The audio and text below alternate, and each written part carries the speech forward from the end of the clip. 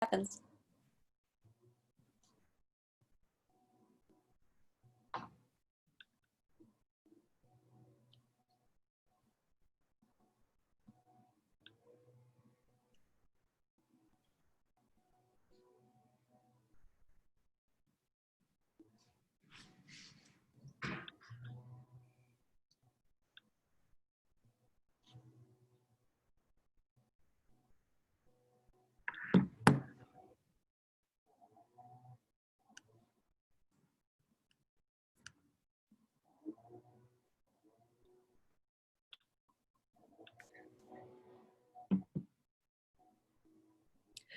Good afternoon. My name is Christy Sills, and I am the College and Career Specialist for Knox County Schools. Today with us is Shannon Seeby, Advanced Academics Facilitator, and Ulla Carr. She is the CTE Facilitator. Joining us today, going over EPSO implementation in Knox County Schools. Good morning, everybody. Thank you, Christy, for the quick intro. We have a couple of goals that we would like to accomplish with you all this morning. We would like to discuss any feasibility and scalability of early post-secondary opportunities and of U-Science that we have encountered in Knox County Schools in Tennessee. And we also hope to be providing a few next steps for you all in your districts if you intend to, or if you ponder in implementing U-Science yourself or using CLEP exams. So hopefully you will have a little plan to walk away with after this session. As we think about college and career... I'm going to start us off. Oh, sorry, Ulla, go ahead. Oh. Go ahead. As we think about college and career progression and a framework to increase student, teacher, and parent knowledge, that awareness at the K-5 level, we're starting to build in academic skills, some of those soft skills that employers talk about, and how we expose students to college and career options in K-5, and highlight careers that are aligned to content standards. An example of this where we have embedded in K-5 is our elementary science and STEM, making those natural connections. As we move into exploration in grades 6 through 8, some of the pieces that we're using to be intentional for post-secondary visits and that self-assessment inventory is U-Science at the 8th grade and creating a true experience for students based off their U-Science data in the Knox County Career Expo, which we'll be launching in the spring. Additionally, we're building in career exploration curriculum and resources as we think about exposing students to those industry experiences and thinking about high school electives and the academic planning that goes on. Lastly, as we look at experience and planning in grades 9 through 12, we're redesigning and our supports on advising and redefining that academic and elective focus, and truly honing in on how we can meet the needs of students in our local workforce. As you know, we would like every student to have high value early post-secondary opportunities, and we're strategically thinking about partnerships with our chamber that align to the CTE elective path and matching students with those industry experiences such as internships and career fairs. You'll see U-Science also embedded here at the 9th and 11th grade, and the work that we're doing around Ready Graduate and those early post-secondary opportunities, as well as engaging with forward next generation learning to look at academic models and think about scalability and feasibility of those models. We now have a poll question for you that Ulla is going to talk about. At this point, we would like to guide you over into the polls panel.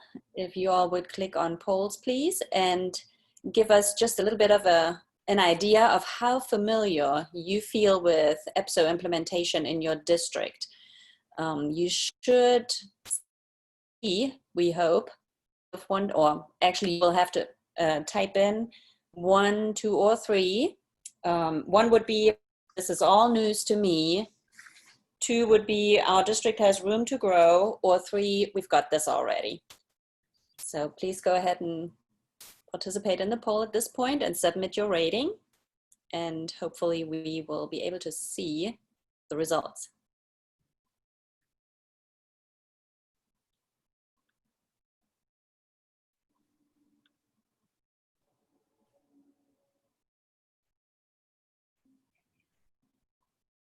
I see several of you typing it into the chat feature, I believe. I hope you are seeing an actual poll in the polls panel if you click over on polls.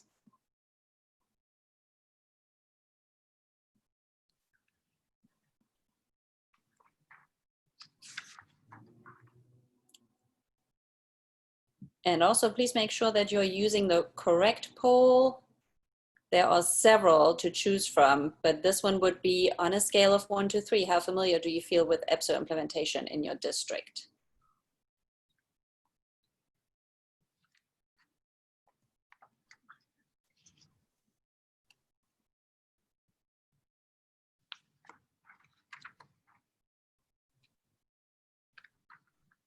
I have to add, as with many presenters it is the case, this is our first time doing it virtual and in this format on this platform. So some of the features may not end up the way we intended them to show up, but we are thankful for your participation regardless, and we will make the best of everything. Some of you can't see the poll option. We were told the polls would automatically start when the meeting is started. So some of you are typing it straight into the chat, and I see a lot of 2s, couple of 3s.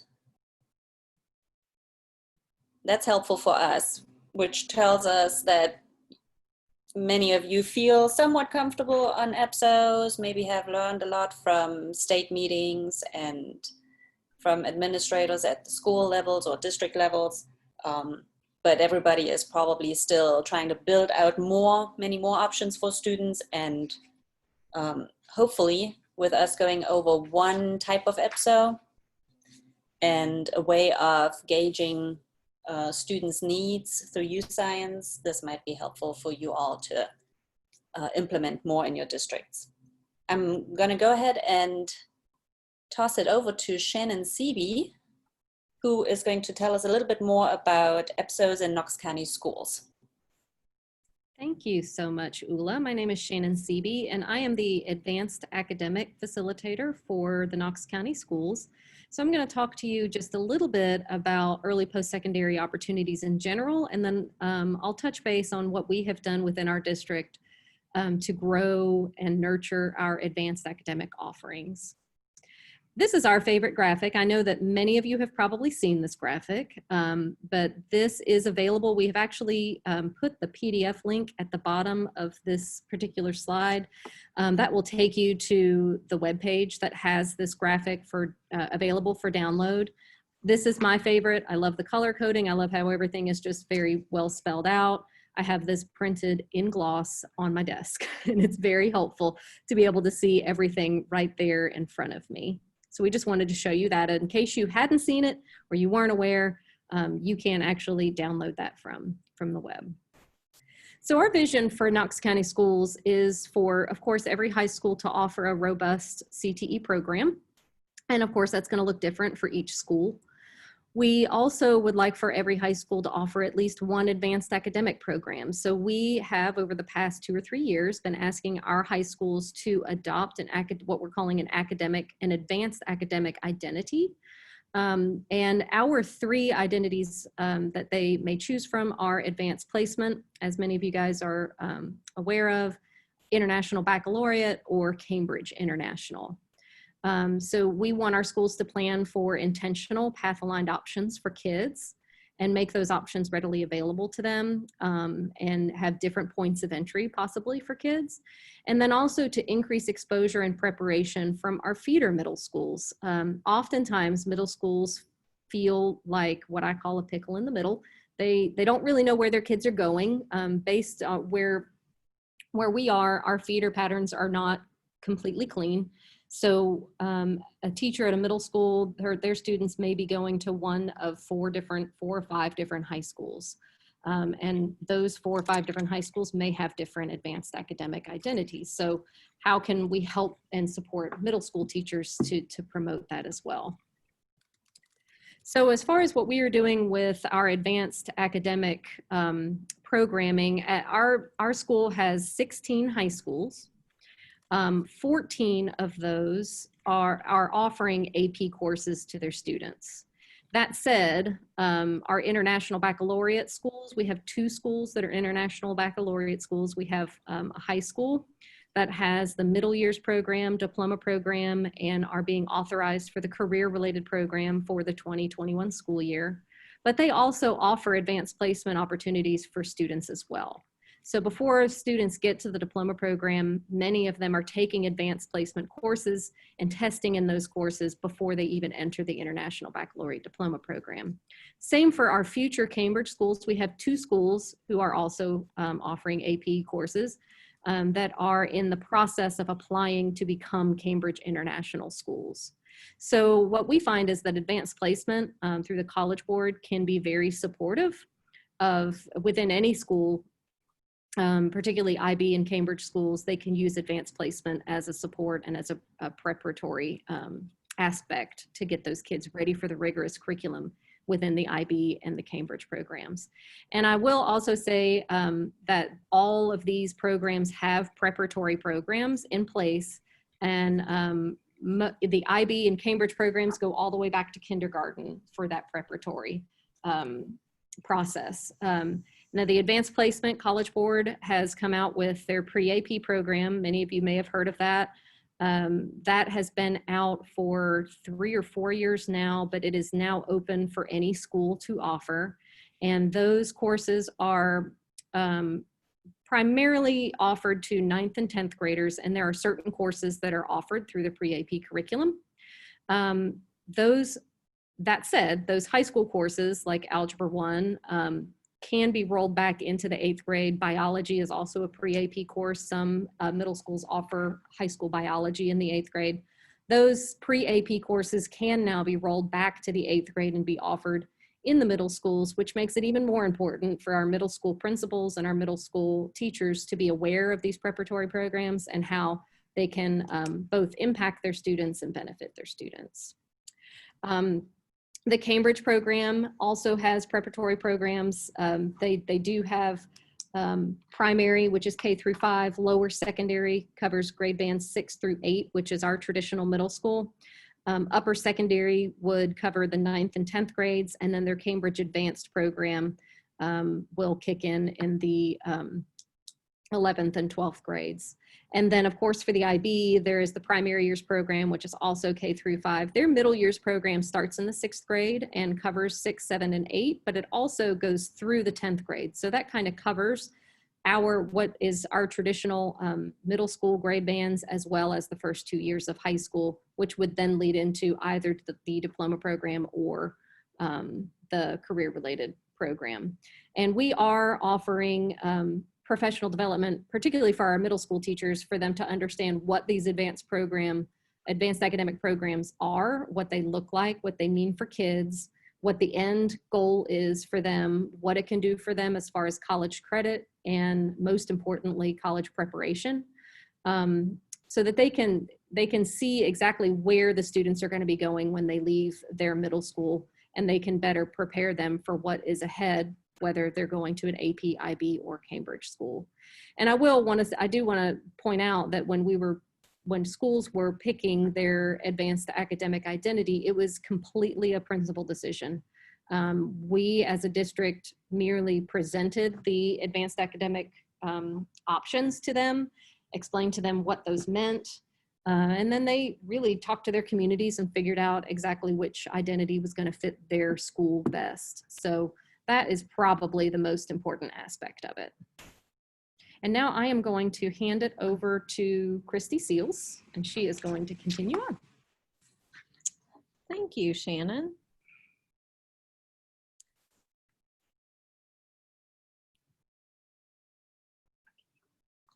Hey, Christy. I Okay. believe you may have to share your screen again with the PowerPoint. Okay, hold please just for 1 second.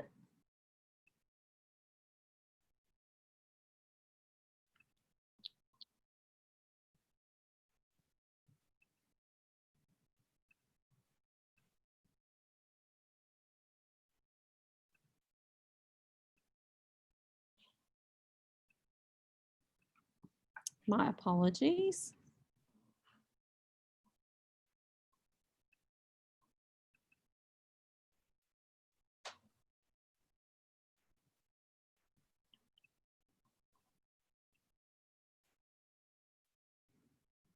All right, making our way back to advanced academics.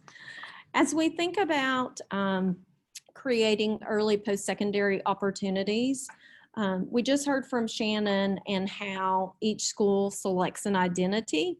And we truly feel that out of the next early post-secondary opportunities, those are meant to complement the academic, advanced academics that the schools have selected. So in thinking about dual enrollment, that has been a natural progression, and with our post-secondary partners, Pellissippi Community College, TCAT Knoxville, Tusculum, as well as a new partner here this semester is LMU for dual enrollment. A lot of these options have moved online as we move into the fall semester or a blended learning model. In terms of statewide dual credit, this was a gap area for us as we looked at the data and the number of teachers participating across the district. Moving into the 2020-21 school year, we have 29 teachers participating and engaging in statewide dual credit courses for a total of 31 courses. As we move forward and think about encouraging and building up our statewide dual credit offerings, some pieces that we're implementing this fall is statewide dual credit professional development for teachers.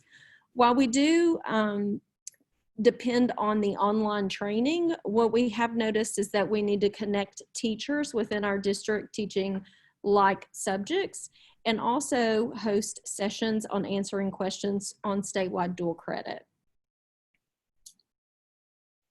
Ulla? Yep. Regarding the college level examination program, or short CLEP, this was a first for our district this past spring. We set it up as a pilot program with only 2 schools and a total of 3 teachers. And we're going to dive deeper into CLEP here in just a moment. So I'm gonna leave it at this for now. Industry certifications has been an EPSO that we have been able to grow in our district from year to year. This past school year, we had more than 1,630 industry certifications earned by our students, so even more attempted it. And 2 were completely new for us last year, and that's Hootsuite for the social media marketing course and Precision Measurement, PMI. Obviously, if we hadn't been out due to the coronavirus, we would have had more students attempt and certainly also earn industry certifications this past year. However, we are very happy with what they were able to achieve, and we had many students persevere through all of this and take the industry certification exams regardless, even from home settings or completely remote. Couldn't come into any testing center, obviously. Some of the industry certifications also led to local dual credit, in our case with Pellissippi State Community College, and particularly with the Microsoft Office certification Most students attempted and earned the Microsoft Office Word Expert certification. And when I say most, we are talking about 6 students. However, again, with COVID happening, we are happy that those 6 students earned that industry certification at the expert level and were able to, at the same time, earn dual credit with Pellissippi. I think we have one more student attempted just a little bit later this month. And hopefully with the next school year coming around, we're going to have a few more trying to take the industry certification exam and earn dual credit at the same time. I'll hand it back over to Chrissy. Thank you. I'm sure you've received the question, how are you tracking early post-secondary opportunities? And our SIS and our IT teams in Knox County provided us a way to utilize Aspen to better track early post-secondary opportunities for students. And this truly supported counselors in their advising as well. What I've done is provided just a couple of screenshots so that you can see it. Over on the left-hand side, you'll see that there's a schedule piece and a graduation progression. So if you were looking at my particular transcript, you would click Christy Seals, look at my schedule, graduation progression, and then we have a new feature where there's a drop-down box for a ready graduate. And some of you may have already figured this out, but again, I wanted to provide a solution of how we're tracking. As you scroll down on the student's progression, you can see the different criteria there for a ready graduate. You'll notice there in the description in the middle, there's blue text. And if you click on it, not for the purposes of today, it tells you what the description is. So for example, it will only calculate if the score for an ACT is above a 21. It will give like a check mark. As you continue to scroll down, you'll be able to see this particular student, in this case, completed one AP Human Geography course. So it provides counselors an overview again of those students that are ready graduate. This particular student, based off their courses and their ACT, ASVAB, are not, or is not, excuse me, a ready graduate. In thinking about the next poll question that Ulla is going to share your responses on, regarding college and career readiness, what data do you use to advise students? If you'll use the chat feature or the polling method to share your responses there.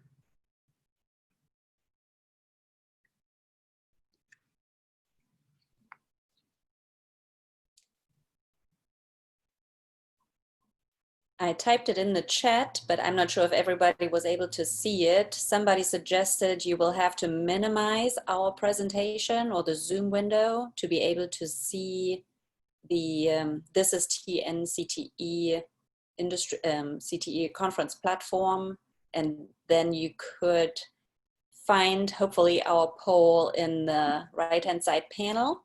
If you click on polls, just again be sure to enter your response in the correct one. So scroll down to the second one where it says readiness. I'm sorry, regarding college and career readiness, what data do you use to advise students? Just a short 1 to 2 word answer would suffice.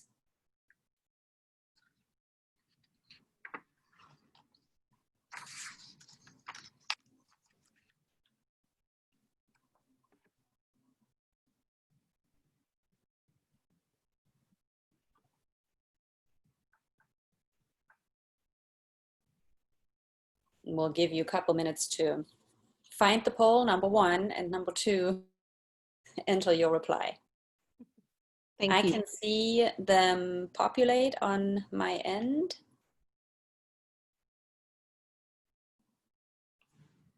I hope it is visible for you all.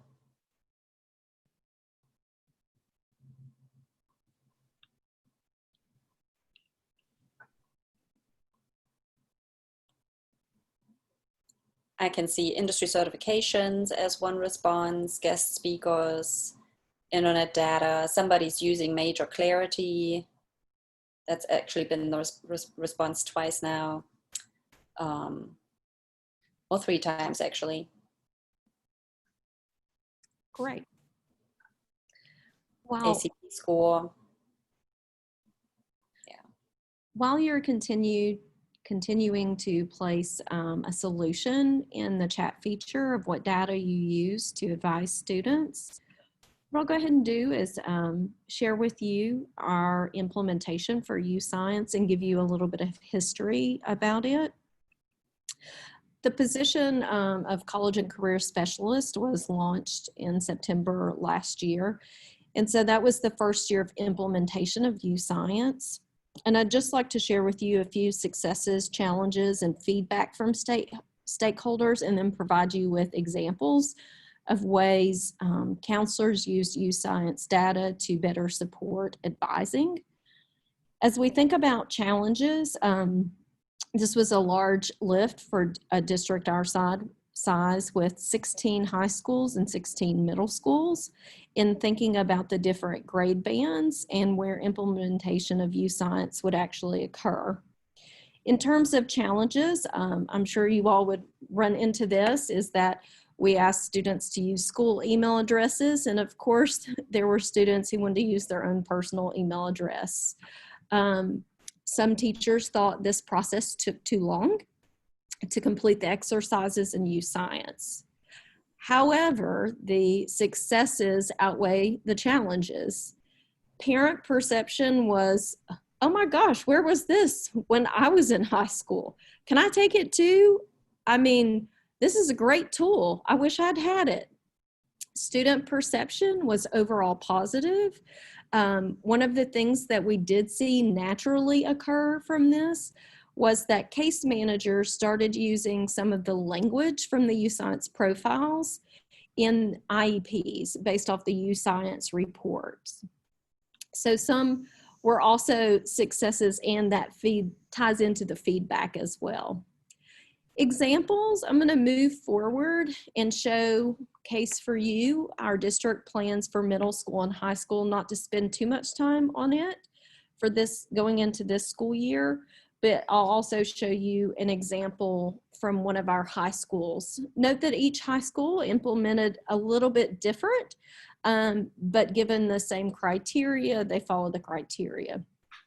As you can see here, for middle schools, we're focusing again in that 8th grade experience. Our Career Expo, knock on wood, will be March 3rd and 4th.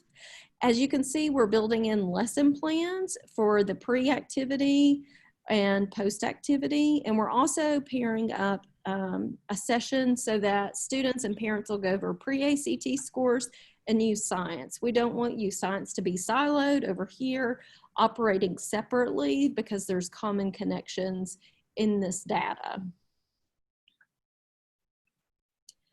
As you think about high school going into this year, our intentional focus areas again is 9th grade, and moving into this year, we now have 10th grade data as well. For those that didn't have the opportunity to complete their profile, they'll be completing it. You'll also notice, particularly at the 11th grade, again, we're pairing ACT and U-Science data results there again together to make it intentional. Next year, if you were to see a similar presentation, you would notice that there would be engaging activities in 11th, and each year we'll continue to add a grade band. Some of the engagement activities are pulled directly from U-Science. Some of these the counselors have come up with in terms of engaging students. So one of the things that we know is we have students with U-Science profiles, but now we are trying to increase our engagement of those U-Science results. So as a year 2 in implementing U-Science, that is our next step. Students and counselors, teachers, and administrators are now familiar with the U-Science profile, and now it's getting into how can we use this data more. I'm sharing with you a plan or implementation plan from one of our high schools. This is how they communicated with students, parents, and teachers. As you can see, they've pushed communication through Canvas and Aspen, Open House. There's curriculum alignment that's occurring as well there. And they're actually engaging parents in this process as well. In terms of a counselor piece, they really looked at lesson plans and how they could push out, again, those results to students and parents. You'll notice there again, I'm folding in the case manager piece. This was an interesting development there, which was a very positive one, an outcome of implementing U Science. You'll also see at the very bottom that the students' preference and interests were shared with the master schedule team at this particular school, and they did a mail merge. This is what the mail merge looked like. This was a particular student who was interested or had an aptitude of interest in quality assurance, sports medicine, teaching as a profession, web and digital design, web development, and game design. So what the school did, and this particular counselor took the classes that they offered and they created these student data sheets so that students could go, aha, my aptitude or interest was in quality assurance. These are the courses that align at my high school. And this was a great example of implementation and utilizing that data from U Science. And additionally, I would say guiding early post-secondary opportunities for the students.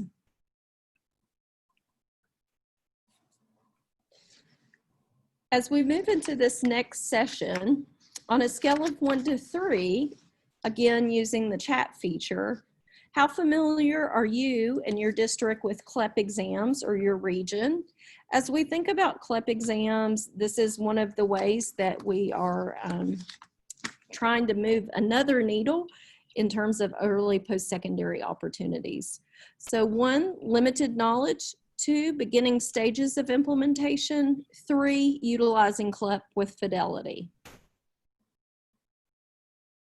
Thank you, Christy. And of course, again, trying the poll feature. If we seem to have the most success if you minimize the Zoom PowerPoint for just a little bit, and you see the This is TNCTE conference platform, where the chat is on the right-hand side. If you scroll all the way up, you should also see a link to polls.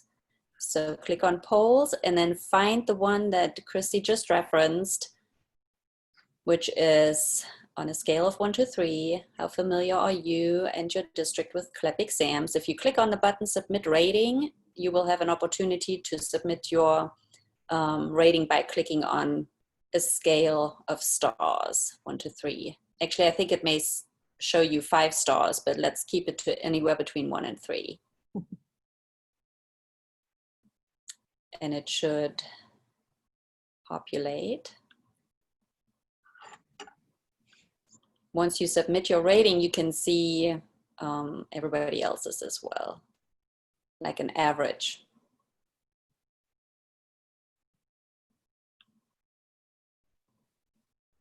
We'll give you another minute to find the poll and participate.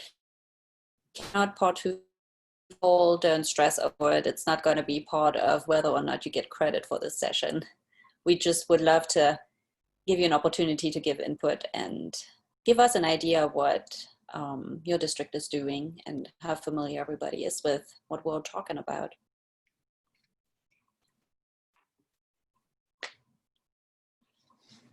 Whenever you're ready, come back to our PowerPoint, and I'm going to talk a little bit more about our CLEP pilot.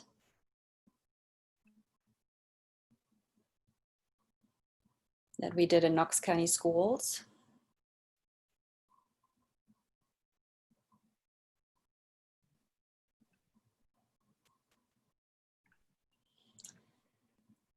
Now, CLEP, obviously, as we've said before, stands for College Level Examination Program, and it is delivered through College Board, the same agency that provides AP exams at AP programs. Credit is accepted at more than 2,900 colleges and universities across the nation. So something really worthwhile looking into.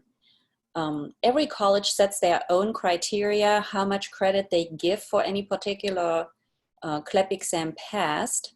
For example, as I said before, we worked with Pellissippi State Community College in our area, and they grant credit per CLEP exam that the students took for one particular course that this college is offering, which was worth three credits there. Overall, the College Board offers 34 different CLEP exams that cover intro-level college course material, mostly in core academic areas, we have to say. So there's a ton for social studies and ELA, etc., world language courses. But there are some CLEP exams that pertain to a portion of our CTE canon, and those are in particular clusters, career clusters, and programs of study. So for example, there is one CLEP exam that aligns with business management in the business management and administration career cluster. Then there's also one for office management, even though, and that's why we put it in parentheses here, we have not offered that one yet in our district. Then there is a CLEP exam that goes along with the Accounting 2 course. There's one for human and social sciences. Again, we have not done this one yet, but we're ready to explore. And we have offered the CLEP exam in marketing management, or we've had a teacher participate in the pilot who taught that course and had their students getting ready for the CLEP exam that's aligned with this course. Christy, do you mind going back one slide, please? Sure. I wanted to add a little bit more information about CLEP exams themselves.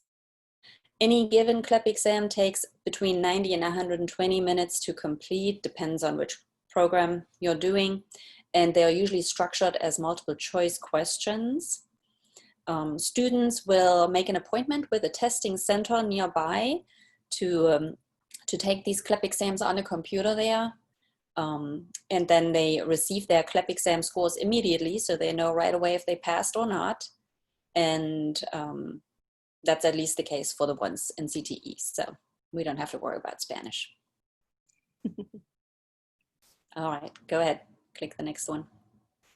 So the pilot that we ran in Knox County schools followed a particular timeline. Obviously, there's a lot more prep work involved throughout the fall of 2020, but then in the spring semester, we actually had it play out at 2 of our pilot high schools, and we did it in business management and marketing management. 1 teacher for business management, 2 for marketing management. And they worked with us to comb through the state standards and make sure that it's aligned to the modern states curriculum that comes with a lot of these CLEP exams, which is an online free curriculum that allows the students to earn a voucher for testing later. So our teachers looked at modern states, compared that curriculum with the state standards, made sure everything matched up where it could, and then filled in any gaps that maybe modern states wasn't covering. Then we are planning for the fall this year to increase the number of our high schools that participate in this program. 2 have done it, and we hope that they will keep going with it since they now know how it works, and we're hoping to add a few more. And in the spring of 2021, we also hope to add more high schools and include schools that become testing sites. Like we hope to have our own testing sites and are not dependent so much anymore of sending our students to either Pellissippi, or Walter State is another one close to us that functions as a testing center.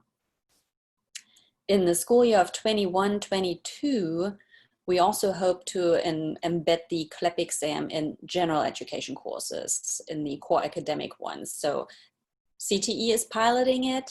but we hope to expand it into the core academics in our district later on. Look at us, CTE, marching forward. Go ahead, Christy. Next slide, please. All right. So we would love to hear your questions at this point. Can be about U-Science, can be about EPSOs in general, can be about the club. If you would please put your questions into the chat feature, then we can see them right then and there. I saw a question earlier already, and that was about what's essentially important, why are the EPSOs important for schools and districts? And I replied to it in writing, but just to make sure that everybody is aware of it, obviously, any EPSOs any student earns counts towards evidence for them that they are ready for a post-secondary world, whether that is in a college level or at a career level for further job training.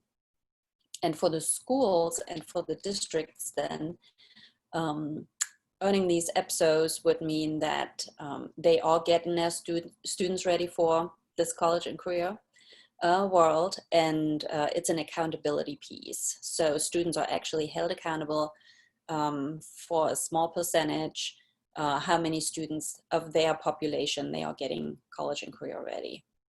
Christy, do you want to add to that? Sure. I'll also say that it saves students money and time as they do make their journey into post-secondary opportunities in terms of fast tracking them in some regards while they're at that institution. Additionally, it helps share the post-secondary expectations of the particular institution that they're going to. And what we've seen research-wise is that students engaging in those early post-secondary opportunities are more successful as they continue through their college and or career. Ulla, thank you, Christy. Yes. Let me read you a question, Christy. This one is from Lance Duff. Thank you, Lance, for submitting a question. Yes. Did you purchase U-Science for your district for all grades? At one point, the state said that they were purchasing for the entire state, but was later cut from their budget. So we particularly looked at U-Science for all of middle school, particularly grades 7th and 8th, and then all grade levels in high school. We did not do 6th grade in middle school, and the reason being U-Science does not have the interest inventory built out for 6th grade. Once they add that, then we will launch 6th grade interest inventory, which is a scaled down version of what they would complete in 7th or 8th grade. I will tell you, it does take a while to get on a cycle to get all of those grade bands completed with students having a U-Science profile. But that's a great question. All right, here's another one. CLEP credit for tested content areas for high school credit. So basically students are taking the high school course. In this example, we'll say marketing and management 2. They'll continue and get their high school credit. At the end of that, they take the CLEP exam. If they pass the CLEP exam, then they can receive credit at the post-secondary. Most of our students in Knox County, when thinking about a local community college, go to Pellissippi. So naturally, we highlight those. But the Ulla did talk about this, how you do have to look up each particular test that students would CLEP out of and the minimum cut score. And then you have to look at each post-secondary institution to see what their minimum acceptance score is. So UT Knoxville accepts several of the CLEP exams as well, but they don't accept all of them. Thank you. Here's another question, whether or not the CLEP exams are the same as the TSIC exams. I think I can answer that. It's not the same thing. TSIC is an industry certification exam, whereas the CLEP exams are a completely separate type of exam and taken in a different way. Great Another question. Yeah, it's a good question. Another question from Marsha here. Can you give more information on professional development for teachers for dual credit classes? So this year, we implemented dual credit by industry certification. So the amount of professional development for staff members was very minimal, meaning, again, those high school teachers taught their class, and then they completed some paperwork, I would call it, where they look at identifying students in their courses. They have to provide a PELACIPI number because those students actually have to enroll in PELACIPI. And then there's some housekeeping, I guess you could say, of tracking which students complete their industry certification. The teacher also has to upload the certificate of completion by the end of the semester. And then what I do is take all of that for each one of our schools and I send it to PELACIPI. In return, PELACIPI issues us a confirmation transcript, which shows a list of students, and it also provides the course that they received credit in based off the industry certification. So if teachers are already embedding industry certifications into their classroom, it is a natural fit. Ulla, can you talk a little bit more about Bethany and her work there? Bethany, yes, she taught advanced computer applications this past year and had her students take the MOS expert level certification exam. Many of hers passed that, and if they at the same time were enrolled at PELACIPI, they would also automatically earn the dual credit with PELACIPI. There is a way that students can also get the credit at the college later.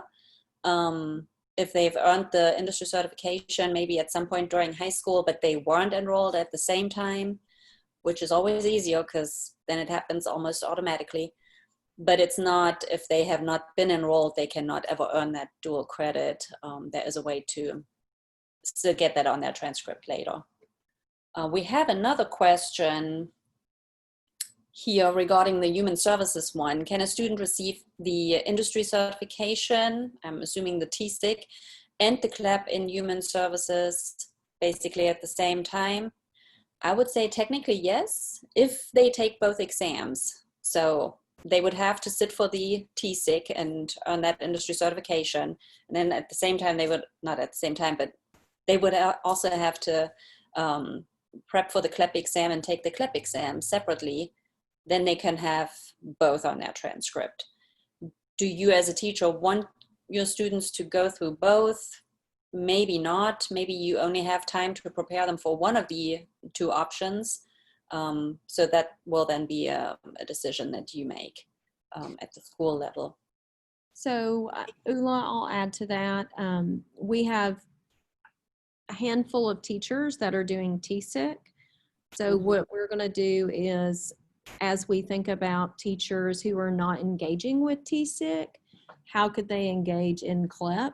And so to make it another option for those teachers, I don't foresee us embedding and say you have to do, or would like for you to do TSIC and CLEP, as we realize that that would, most likely there would have to be some cross-curricular pieces and aligning of curricular so that students are successful on both of those tests. So our approach is a little bit different there.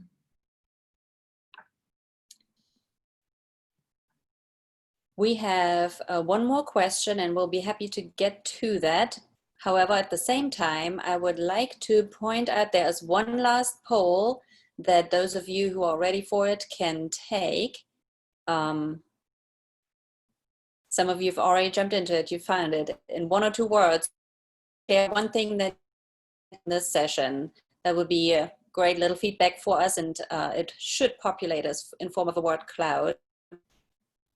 I'm jumping to that poll, and maybe also to our last slide, Christy, with our contact information, just because I'm afraid we might run out of time and it automatically cuts us off here at some point. Christy, do you want to go to the last slide? I am there, Miss Ulla. So Good. as you notice, our contact information is on the right-hand side.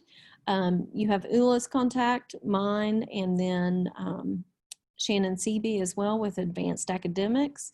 If you're not sure, you're welcome just to email me and I can route it to the person who can best answer your questions. Again, we do thank you for joining our EPSO implementation in Knox County Schools.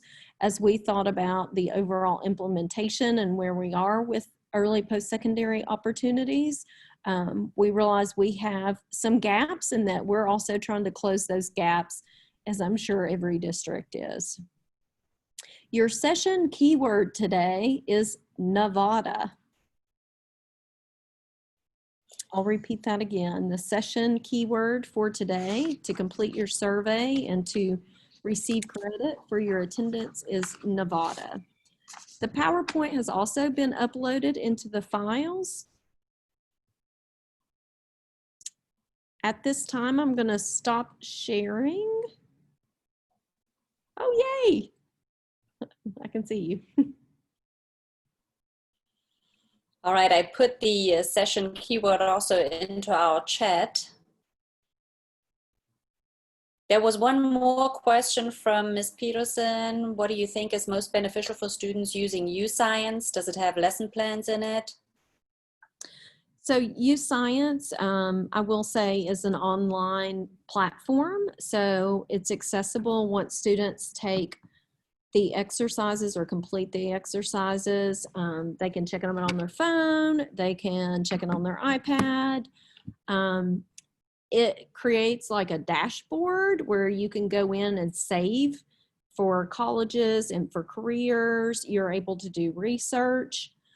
On the backside, for counselors and teachers in the process of implementation, there's lesson plans, communication plans, examples of how to implement that you can utilize, or you can create your own. Thank you, Christy. Sure.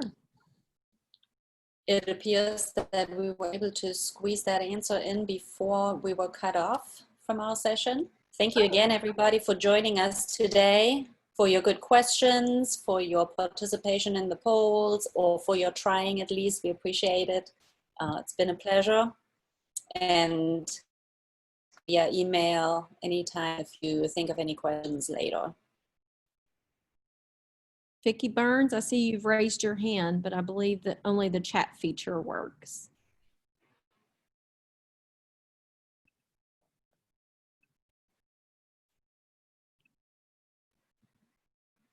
Oh, Vicki, are you there? Yeah, just give me a high five. Well, I was like, oh, Vicki wants to say something. Let me unmute her. You're live now. Talk to you later.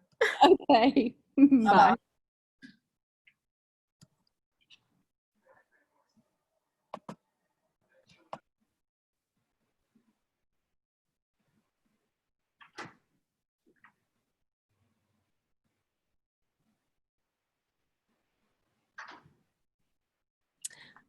Ulla, at this time, would you like for me to go ahead and pause and stop the recording?